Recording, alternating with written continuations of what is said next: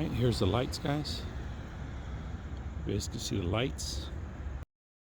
Let's take a look at two great outdoor garden lights. If you guys can see it, they have two different modes. All right. So right now we have the night to day mode. So they turn on. If you turn them on, they'll turn on only in the night. So during the day, they're going to charge up. All right. Now beware. Make sure you have plenty of sunlight where you're going to set these up. If you put them in the shadows, you're not going to get too much solar. So make sure that you want to power it up that where the sun is actually hitting. All right. A lot of people start putting these under the trees start producing a lot of shade. They don't get enough solar, so you just be aware that you want to put these somewhere where there's plenty of bit of sunshine. Right. So overall, these lights, let's go ahead and turn one on, and we're going to turn off the lights so you guys can see the two different functions. So overall, there's two functions on it. All right. That's the first one right now.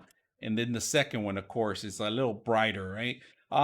It does have plenty of light, it has plenty of charge, and it'll last you 8 to 12 hours depending on how much solar you accumulate during the day.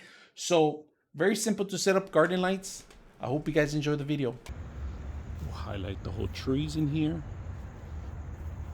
Take a look at one of them.